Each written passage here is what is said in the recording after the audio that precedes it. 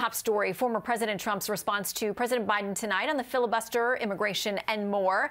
Let's bring in tonight's panel to debate. Democratic strategist Kevin Wally, former White House Strategic Communications Director Mercedes Schlapp, and the Hill's media and political columnist, Fox News contributor Joe Concha. Welcome to all of you tonight. Hey, Shannon. Good evening. Thursday. A lot of discussion today about the filibuster. It's been an ongoing conversation here, but the president asked directly today, is it racist? Is it part of the Jim Crow law era? He said yes, without hesitation. So I want to read something and blurt out first if you know who said this. About getting rid of the filibuster. What they don't expect is for one party, be it Republican or Democrat, to change the rules in the middle of the game so that they can make all the decisions while the other party is told to sit down and keep quiet.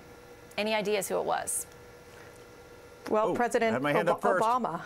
Oh, sorry, I didn't see your hand. Mercedes, Go ahead. Mercedes, we'll start with you, I think, Mercedes. I heard you say President Obama. That is correct. So Ari Fleischer asked today, it's kind of amazing that Biden could say the filibuster's racist. Not a single White House reporter followed up by asking if it's racist when Biden and Obama filibustered. Mercedes. Well, I think that actually President Obama makes a lot of sense when it comes to the filibuster. It's that you do want to come up with these solutions that are bipartisan. And when you end the filibuster, that really gives a tremendous amount of power to the majority in the Senate.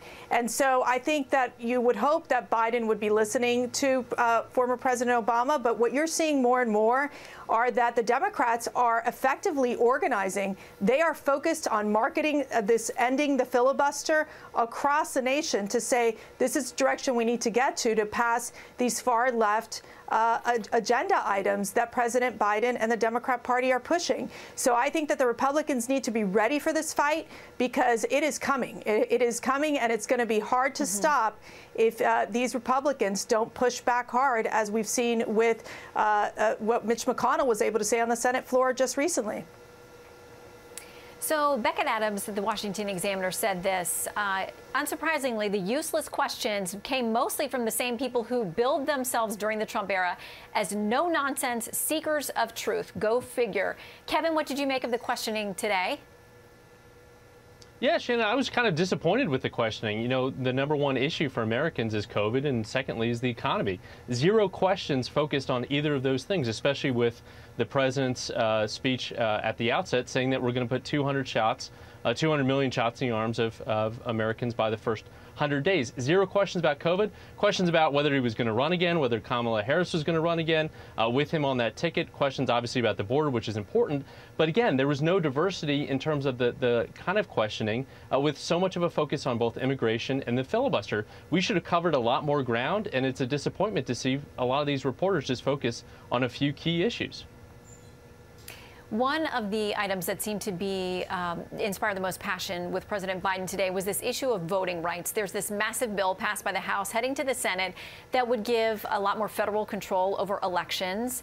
And that comes in contrast to what we're seeing at the state level. We just talked about in Georgia, where they're trying to tighten up security measures and things they think are necessary for voting and keeping it clean there. Here is what President Biden said today about the state laws that a number of states are passing, they say, to tighten things up. Here's his take on them. Sick. Deciding in some states that you cannot bring water to people standing in line, waiting to vote. Deciding that you're going to end voting at 5 o'clock when working people are just getting off work. Deciding that there will be no absentee ballots under the most rigid circumstances. Joe, I know today you thought there were a lot of things he mischaracterized. Some folks point to that and say that's not an accurate description. What did you make of what you heard from him today? Well, just that one quote. Can anyone here name one state that closes voting on election night at 5 o'clock?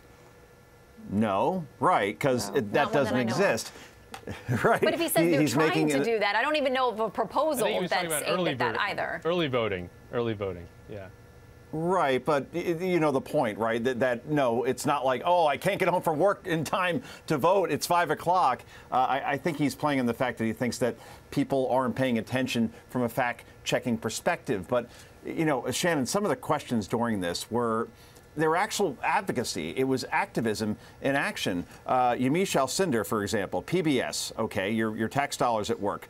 She had the second question, and it was patently embarrassing to the profession. She made the argument that the surge at the border is only happening because, quote, President Biden is a moral and decent man, unquote. She didn't bother to actually quote Biden back in terms of what he said as a candidate, where he said literally that folks from Central America should surge the border if they feel like they're oppressed. And look, Mexico's president said that the president's rhetoric while he was a candidate is a reason why we're seeing this surge now. When you talk to migrants in television interviews that they've done, same thing, that yes, President Biden, then candidate Biden's words is what emboldened us to come here. But then she, again, this reporter pressed Biden to back the filibuster in the name of civil rights and said that Republicans were suppressing voter rights. All right, this was bias in broad daylight. It was activism playing out on national television, and that's what we saw. A lot of reporters seem to be advocating blowing up the filibuster instead of asking questions about COVID. Very good point. Not a lot of questions around that. Not a lot of questions around reopening schools. Your CDC director says it's safe even if teachers aren't vaccinated. Why are you not